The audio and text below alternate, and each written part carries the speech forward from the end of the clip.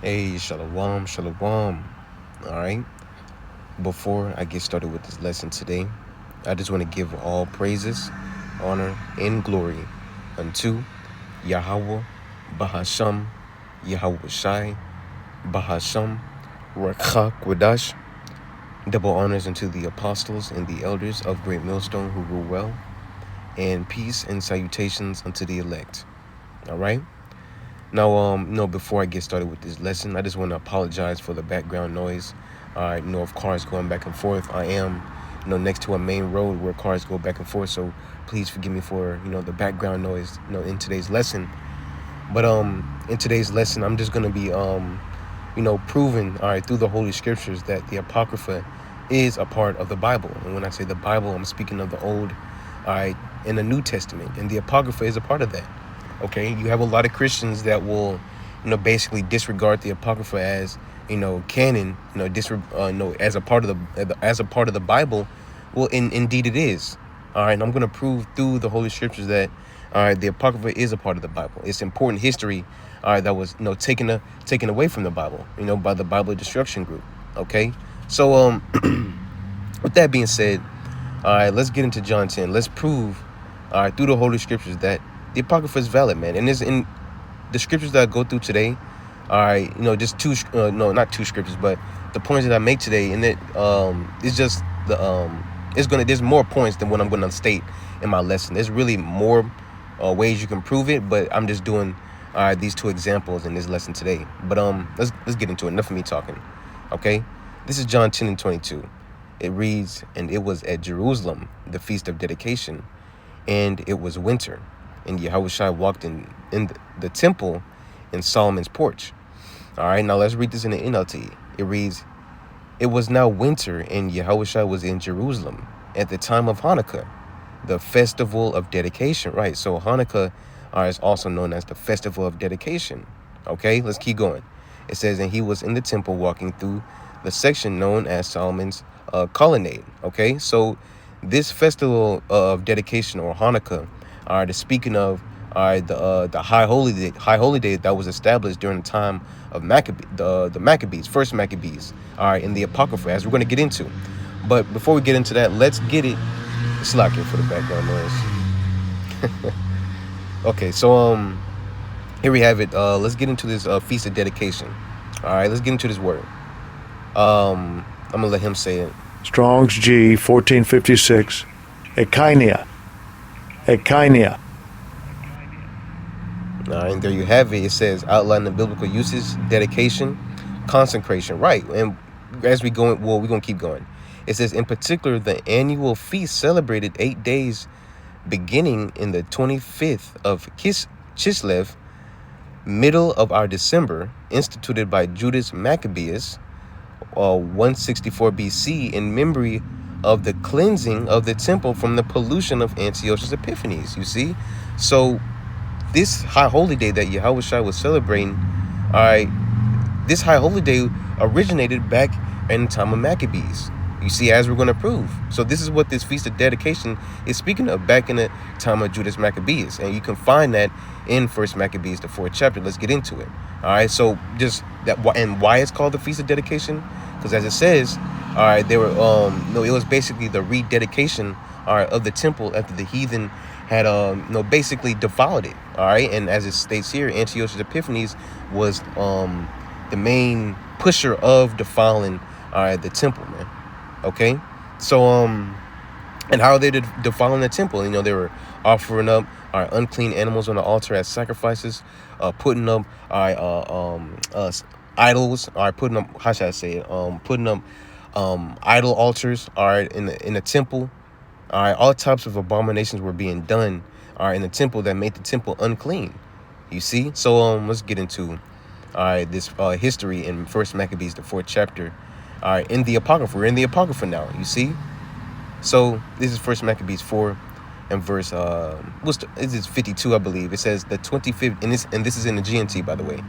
It says the 25th day of the 9th month, the month of Kislev, or Chislev, in the year 148 was the anniversary of the day, Kislev, Sakya, the anniversary of the day the Gentiles, the heathen, had desecrated the altar, right? Offering up unclean animals on the altar, all types of heathens all up in heathens all up inside the temple.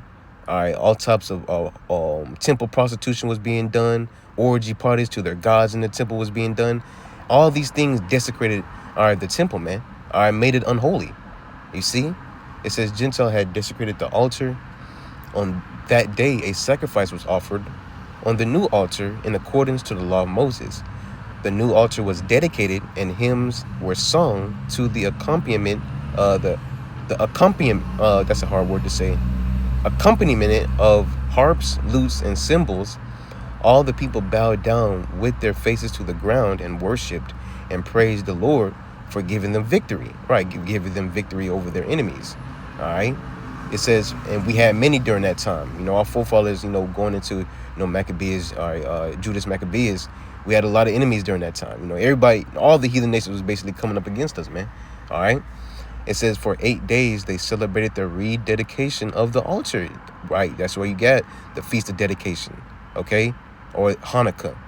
It says with great joy they brought burnt offerings and offered fellowship offerings and thank offerings. They decorated the front of the temple with gold crowns and shields, rebuilt the gates in the priest's room, and put doors on them. You see, so this is basically them rededicating the temple again. Establishing the temple, as holy. Once again, before, the heathen had desecrated it, man. They're basically putting the temple back in its first estate. When it was before it was desecrated and made unholy by the heathen, man. It says now that the Jews had removed the shame which the Gentiles had brought, they held a celebration.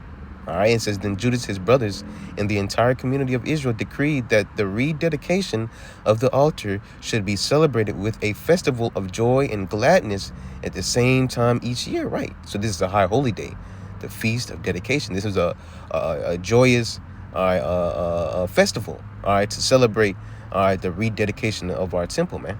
It says beginning at the 25th of the month of Kislev and lasting for 8 days. All right, so there you have it. So if the Apocrypha wasn't valid, or the Apocrypha wasn't a part of the Bible, why would in John 10 and 22, why would it mention the Feast of Dedication? This Feast of Dedications goes back into the time of the Maccabees. All right, First Maccabees, the 4th chapter.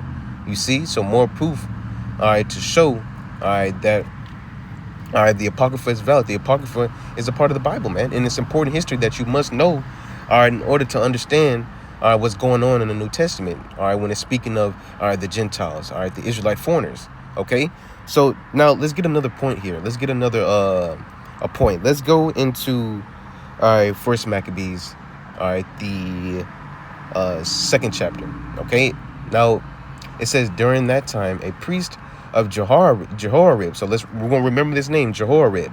All right, during that time the priest of Jehoiarib, family name Mattathias, who was the son of John and the grandson of Simeon, moved from Jerusalem and settled in Modiin. You see, so Mattathias descended from the Jehoiarib family.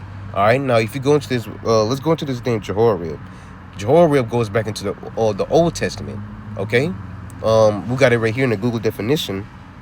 It says Jehoiarib was the head of a family of priests, which was made the first of the 24 priestly divisions organized by King David. All right, so this is going back into the Old Testament.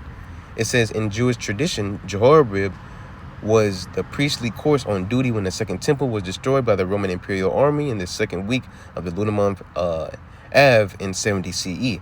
You see, so this is a actual guy, all right, in the Old Testament. Let's get it, all right. Let's get First Chronicles. So Mattathias, he descended from the lineage of Jehoiarib, all right, which was a lineage of priests. So Matthias was a priest. You see, so let's get First Chronicles 24 and 7. All right. First Chronicles 24 and verse 7. It reads, well, let's see what we got here, because we just read this is what King David had established 24 priestly divisions. So we're just gonna get to the point. It made the point in the Google definition, and this is basically King David, setting that in order. The priestly divisions. All right, and the first of those divisions was what?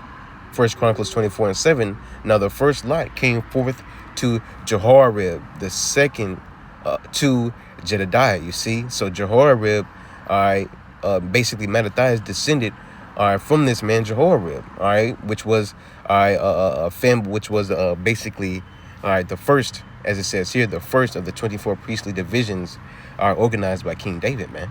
All right, Jehoiarib, Mattathias came from this. So again, going back, all right, if the Apocrypha wasn't a part of the Bible, why do you have Mattathias, who was a descendant of Jehoiarib, and Jehoiarib was mentioned in the Old Testament, all right, in First Chronicles 24 and verse 7. You see, who was one of the 24 priestly divisions that was set up by King David. He was a part of that. You see, so Jehoiarib is in the Old Testament. So, and Jehoiarib is being mentioned here in the Apocrypha. All right. So if the Apocrypha wasn't valid, why do you have this in the Old Testament, Jehoiarib? Okay. So that was pretty much all I had. All right, and as I said before, in the start of my lesson, there's more, all right, evidence. There's more things you can go to, all right, in the Old Testament, the New Testament, in the Apocrypha to prove that the Apocrypha is a part of the Bible, man. All right, and it was basically just, the Apocrypha was taken away from the Bible, all right, to basically be a stumbling block into certain people, to take away information from our people, man, from knowing this important history, all right, to be able to understand, all right, the mystery, okay, the mystery of the Gentiles. All right, the mystery, of the whole scriptures, man. All right, going into First Maccabees, Second Maccabees, really the whole Apocrypha. All right, all of the Apocrypha, all right, is a part of the Bible, man. But that was pretty much it, man. And I find it funny how you have these Christians, they'll say they don't believe in the Apocrypha, but yet you mention particular scriptures in the Apocrypha to prove your point that all heathen nations can be saved. God love everybody. You see, but yet you will go to the Apocrypha, yet you say you don't believe in the Apocrypha. So which one is it? All right, and these Christians show each and every day that they're hypocrites. Okay, but that was pretty much it, man. Hopefully this lesson was edifying and that something could be learned from it, from you believers of the hopeful elect out there. But with that, just want to give all praises, honor, and glory unto Yahweh, Bahasham Yahushai, Bahasham Rakhakwadash. Double honors unto the apostles and the elders of Great Millstone who rule well, and peace and salutations unto the